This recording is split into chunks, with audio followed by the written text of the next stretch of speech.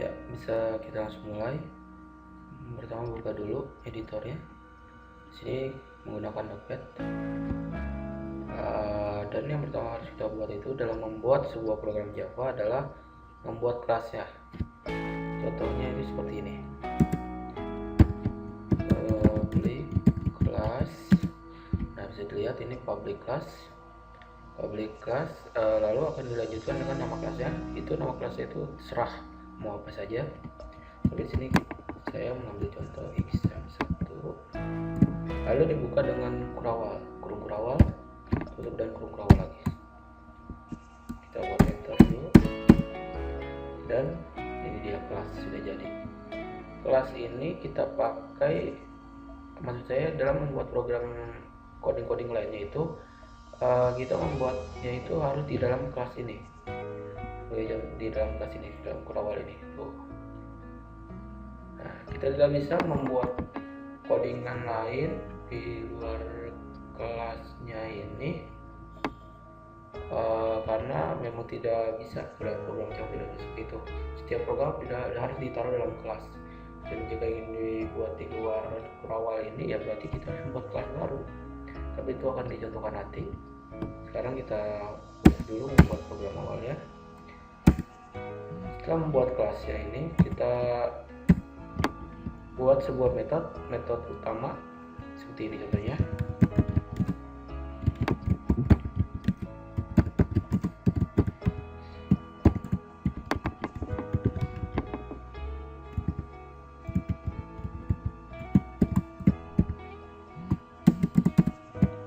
Nah, lihat sama seperti membuat kelas, dalam membuat metode juga kita diharuskan membuka kurung kurawal dan menutup kurung kurawal.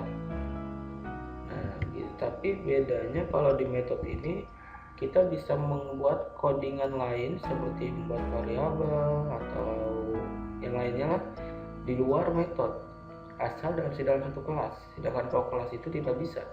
Kelas itu jika ingin membuat coding lain harus dalam kelas, tidak bisa di luar kelas. Nah, ini semua ini adalah contoh metode. Bisa dilihat bedanya dengan kelas ya. Kalau di kelas itu ada tulisan kelasnya pastinya. Kalau di metode ini tidak ada. Lalu apa yang dimaksud dengan public static void main? Public itu artinya nih ada dua, public di sini dan public di sini. Itu artinya bahwa metode atau kelas yang ini itu sifatnya publik, jadi bisa diakses dari kelas yang lainnya nantinya. Bagaimana cara mengaksesnya itu nanti kita akan pelajari, tapi dan sekarang itu kita fokus di sini lagi. Lalu di sini ada tulisan static. Static itu artinya statis, dan void di sini artinya void itu kosong. Maksudnya kosong itu tidak mengembalikan nilai. Maksudnya apa mengembalikan nilai? Nanti juga akan diberitahu pada latihan selanjutnya. Dan di sini ada tulisan main. Yang perlu diketahui adalah dalam setiap program Java itu, ketika kita ingin melakukan compile atau ingin menjalankan program tersebut, itu harus menggunakan main, metode main ini. Kenapa? Karena ini memang sudah default. Jika kita tidak mempunyai metode main, itu program Java itu tidak bisa dijalankan. Tapi bisa dibuat program yang tidak menggunakan main. Mungkin kelas itu hanya sebagai referensi kelas lainnya, tapi kelas itu sendiri tidak bisa dijalankan, tidak bisa di run itu. Jadi setiap ingin merun itu harus ada main, public static void mainnya. Itu sudah default dari Java-nya, sudah default. Lalu di dalam apa sebuah metode itu, ini kan nama metode sebenarnya, tapi kita untuk nama yang ini kita tidak bisa mengganti dengan nama lainnya, karena memang yang namanya metode main ini sudah default dari Java, harus ada kalau programnya itu ingin dijalankan. Dan selanjutnya itu setelah membuat nama metodenya, kita harus membuka kurung biasa. Ini membuka kurung biasa, itu yang membedakan apa fungsi kurungnya ini. Nanti ketika sebuah kelas ini bisa mengembalikan nilai atau tidak gitu. Kalau di sini itu kita di dalam tanda kurung ini bisa dikosongkan, tapi sayangnya kembali lagi karena ini adalah metode main, jadi memang sudah defaultnya seperti ini. Nah, lalu apa ini yang dimaksud dalam sini? Ini merupakan parameter yang fungsinya juga nanti akan dijelaskan dalam kesempatan latihan-latihan selanjutnya. Yang pasti di sini ada tulisan string. Ini merupakan sebuah tipe data yang mengartikan bahwa variabel selanjutnya itu yaitu args ini kan variabel, nama sebuah variabel bisa diganti dengan nama lain, misalnya arg aja itu bisa, tapi secara defaultnya sih harus args, walaupun tidak ada masalah jika diganti nama variabelnya. Agar tidak menjadi bingung, kita tetap ikut aja args seperti defaultnya. Nah, string ini artinya adalah bahwa variabel args ini adalah sebuah string. String itu adalah kalimat atau kata. Tipe datanya itu args ini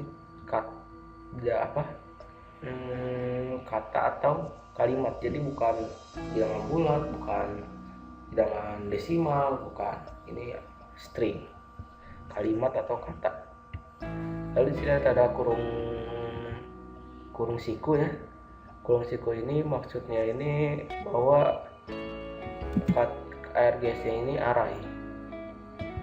Kurung siku bisa menunjukkan bahwa variabelnya juga bersifat array yang tipe datanya itu string gitu. Lanjut, kita membuat contoh programnya. Kita coba tulis system out print print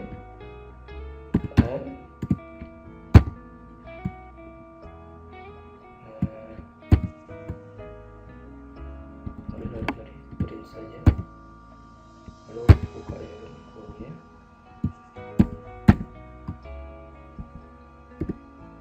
Kita tulis di dalam tanda kutip dan di dalam tanda kurung ini halo.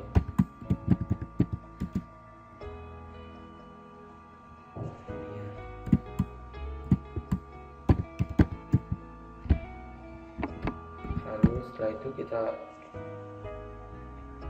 titik koma, dan ya sebuah program Java sederhana kita sudah jadi. Nah, sebelumnya saya ingin menjelaskan dulu sedikit. System.out.print ini merupakan sebuah perintah yang menginstruksikan si Java ini untuk nantinya mencetak string hello dunia di CLI, atau kalau misalnya CLI itu adalah seperti command prompt kalau di Windows, atau kalau di Linux itu terminal, di Mac juga terminal namanya. Nah, itu print ini menyuruh si komputernya ini menginstruksikan kepada mesin Java virtual mesinnya itu untuk mengcompile instruksi untuk menuliskan kata kalimat halo dunia di komputer, di layar komputer Anda, di CLI gitu. Nah, tadi kan perintah sistem out printnya ini tadi sudah saya jelaskan. Lalu perintah ini juga menggunakan tanda kurung sini. Tanda kurungnya sama seperti tadi, sebuah metode ini adalah untuk tempat sebagai parameternya. Kalau di sini kita menggunakan parameter string. Kenapa kita namakan parameter string? Walaupun tidak ada tulisan string di sini ya, kita namakan ini juga string karena memang sudah identik lah, yang malah keharusan dalam program Java itu yang namanya tanda kutip 2 itu, lalu ketika di dalam tanda kutip 2 itu ada kalimat, maka itu kan dianggap string gitu. Jadi kalau string yang ini kan untuk variabel, untuk menunjukkan bahwa si alias ini variabel. Lalu kalau yang ini itu untuk menunjukkan kalau kata-katanya itu tidak menggunakan variabel, jadi langsung saja mencet kutip 2 ini. Mungkin sekarang masih terdengar bingung ya, tapi nanti di pelajaran selanjutnya akan dijelaskan lebih lanjut apa keterhubungan antara variabel ini dengan tanda kutip yang di sini yang dapat merubah kata-kata di tengah itu otomatis menjadi string. Bagaimana cara menggabungkan keduanya antara variabel dan kalau kita menyebutnya isinya ini, isi dari string ini. Nah, tapi itu ntar di pelajaran selanjutnya. Sekarang coba kita pahami secara mentah-mentah dulu lah gitu ya. Jadi karena udah selesai, kita save.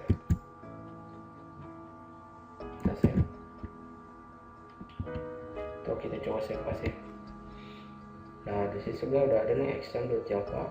Yang perlu diingatkan kembali adalah nama file di sini exam1 ini harus sama dengan nama kelas, public class ya tuh, exam1. Lalu extensionnya harus Java. Kita bisa memilih di sini Java source file. Lalu akan dia punya ekstensi Java, atau kalau tidak ada pilihan ya bisa kita tulis manual seperti Java gitu. Save, lalu save. Yes. Oke. Sudah selesai. Lalu bagaimana cara menjalankan program ini? Gampang, kita buka saja Notepad, command prompt. Bukan Notepad ya, maksudnya command prompt.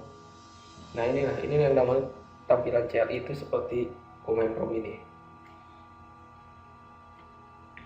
Dan kita sebelum kita menjalankan, kita harus masuk dulu ke folder di mana file Java ini di save. Kita masuk dulu, tadi ada di folder D.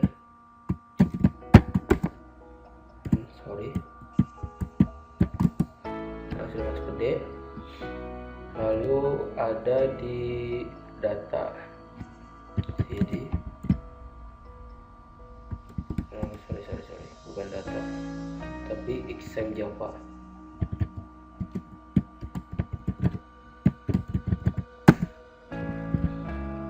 Oke, sekarang nih kita udah berada di dalam direktori exam Java tempat kali ini di save.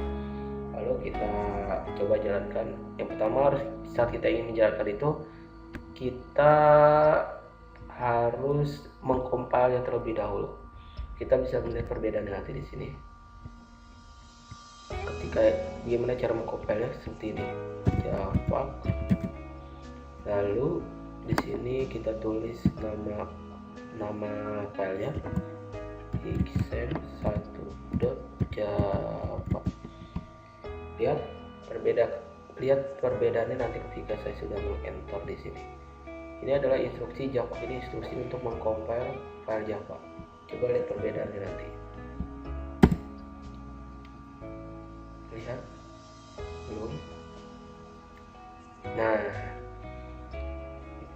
muncul sebuah file baru yang berekstensi .class. Ini merupakan sebuah file yang merupakan hasil compile dari file exam1.java.